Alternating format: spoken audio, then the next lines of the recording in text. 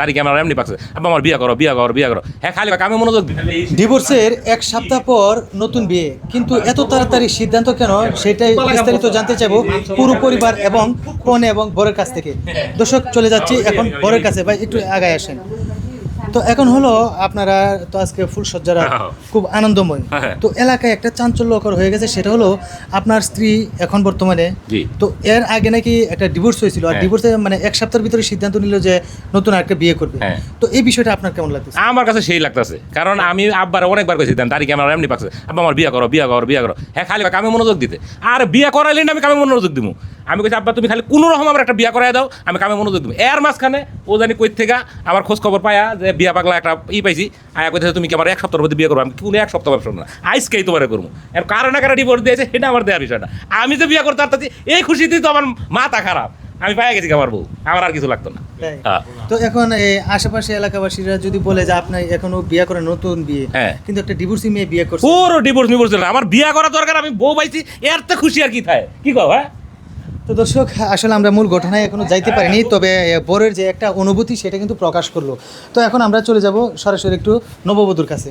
তো আপু একটু আগাইলে ভালো হতো। তো আসলে আপনি 1 সপ্তাহ হলো ডিভোর্স দিয়েছেন, কিন্তু 1 সপ্তাহের ভিতরে আপনি এমন কি মানে সমস্যা ছিল যেটা কিনা একবারে দ্রুত সিদ্ধান্ত নিয়ে ফেললেন বিয়ে করার জন্য? এর কারণটা কি? কি করবো ভাই, একটা বিয়ে দিছে, আমার মায়ে অনেক শখ করে, আমার তো বাপ নাই, বাপ গেছে মারা, অনেক কষ্ট করে একটু জমি আছিল বিক্রি করে বিয়ে দিছে। এই যে আমার বাড়িতে গেছি, মনে করেন বিয়ের পরের থেকে যে কি একটা অত্যাচার যে শুরু করছে আমার উপরে, আর মা তো ওর মাও আমার অনেক জ্বালাইছে। তারপরেও ভাবছি যে আমার তো বাপ নাই, কি করব, থাক অনেক কষ্ট মষ্ট করে থাকি। মনে করেন যে 2 মাসের ভিতরে মানে আমার জীবনটা একবারে শেষ দিয়ে হালাইছে। পরে কইছি যে তোর দরকার পড়লে তোর আমি ডিভোর্স দিয়ে চলে যাবো গা। এলাকা ভাই ডিভোর্স দিছি, ওনারা চ্যালেঞ্জ করছিলাম যে 1 সপ্তাহের ভিতরে তোর মানে আমি বিয়ে করে দেখাবো। এই জন্য 1 সপ্তাহের ভিতরে আমি বিয়ে করছি। আলহামদুলিল্লাহ আমি অনেক খুশি আছি, অনেক শান্তিতে আছি ভাই। তো দর্শক আসলে বিষয়টা ছিল যে নববধূ একটা চ্যালেঞ্জ করে আসছিল পূর্বের স্বামীর কাছ থেকে, যে আসলে মূলত উনি 1 সপ্তাহের ভিতরে বিয়ে করে দেখিয়ে দিবে যে আসলে একটা ভালো মানুষ পাওয়া যায় কিনা। তো আসলে আজকে যেহেতু ভালো মানুষ একটি পেয়েছে তাই বিয়েও করে ফেলছে। তো বাকি জীবনটা কিভাবে যাবে এটা অবশ্য আল্লাহর উপর ভরসা। তো এখন চলে যাবো একটু বরের বাবার কাছে। আচ্ছা কাকা, মূলত আপনার ছেলেকে তো আগে বিয়ে করেন নাই? জি না জি না। তো অবিবাহিত একটা ছেলে বিবাহিত একটা মেয়েকে বিয়ে করালেন, এর কারণটা কি? আমি আসলে ছেলেটারে বিয়ে করাই নেই, আমি গরিব মানুষ বুঝছেন, টাকা পয়সা তো এরকম একটা জোড়াই পারি নেই যে করামো এইভাবে করতে করতে করতে ছেলের বিয়ে বয়স একটু পার হয়ে গেল গা। তখন আল্লাহর কি একটা রহমত, আমার ছেলে মনে করেন যে মেয়েটারে কেমনে কেমনে মিলে ফেলাইছে। মিলে যাওয়ার পর ছেলে আনছে যে আব্বা আমি মেয়ের ভালোবাসি, আমি মেয়ের বিয়ে করবো। তা আল্লাহর রহমতে মনে করেন যে আমার পছন্দ হয়েছে, আমি আমার ওই ছেলের বিয়ে করাইছি। আমার পোলা প্রাপ্ত বয়সে হয়তো মনে করেন যে অন্য কোনো জায়গায় যদি একটা দুর্ঘটনা ঘটাইতো তাহলে এটার মান সম্মান মারি যেত।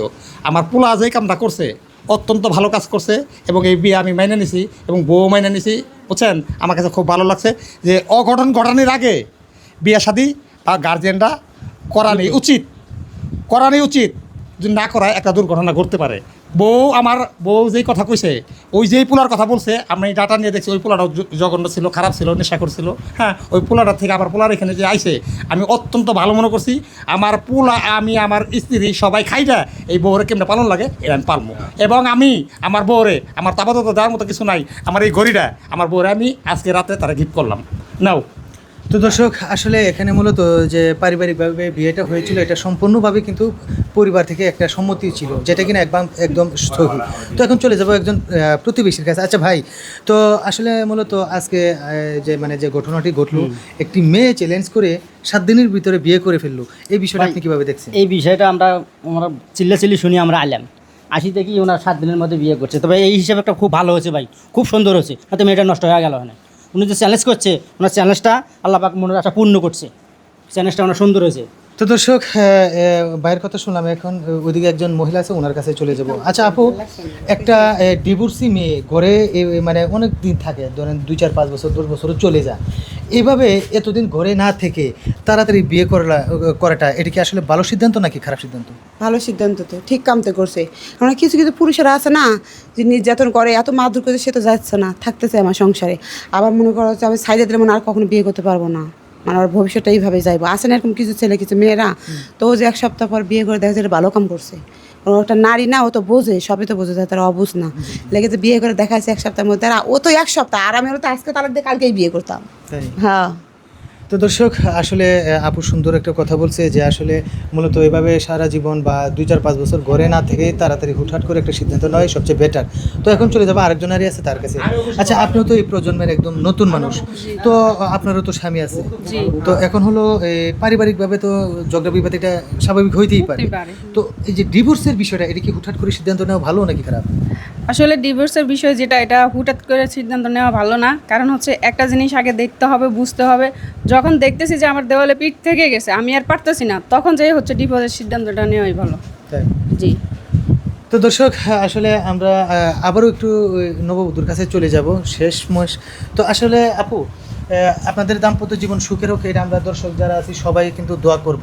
তো এখন হলো পূর্বের যে স্বামী, ওনাকে একবার কি ডিভোর্স দিয়ে আসছেন নাকি শুধু মানে চ্যালেঞ্জ করে চলে আসলেন? হ্যাঁ, আমরা কাগজপাতি দেখেই আমরা বিয়ে করাইছি, বুঝছেন? কাগজপাতি দেখে দেখছি যে ডিভোর্সের কাগজ আছে, হ্যাঁ, দেখে আমরা করাইছি। নাহলে একটা বেজাল জল থাকে, একটা যাই জামালা হইব, যাই জামালা মুক্ত করার জন্য কাগজ দেখাইছে, এই মেয়ে কাগজ দেখাইছে, যে ধর আমার কাগজ দেখানোর পর আমরা এই বিয়ে করাই নিছি। জি, ভালো হয়েছে। তো দর্শক আসলে আমাদের এই ভিডিওটা তৈরি করার কারণ ছিল যে আমরা অনেক গার্জিয়ান আছি যারা কিনা একটা ছেলে অথবা মেয়ের যদি এরকম ধরনের দুর্ঘটনা ঘটে যায় তখন কিন্তু বছরের পর বছর চলে যায়। আর এই মানে ফাঁকে কিন্তু অনেক সময় দেখা যায় যে অনেক ধরনের খারাপ ধরনের চিন্তাভাবনা চলে আসে। তার চেয়ে যদি খুব দ্রুত তাড়াতাড়ি একটা সিদ্ধান্ত নেওয়া যায় বিয়ের, তাহলে কিন্তু মানে উভয় পক্ষেরই ভালো, গার্জিয়ান পক্ষেরও ভালো আর সন্তানের পক্ষেও ভালো। তা আমরা চাইবো যেন দ্রুত একটা ভালো সিদ্ধান্ত নেওয়ার জন্য। এই ছিল আমাদের ভিডিও। যদি ভালো লেগে থাকে তাহলে অবশ্যই লাইক, কমেন্ট, শেয়ার করে আমাদের পাশে থাকবেন। ধন্যবাদ সবাইকে।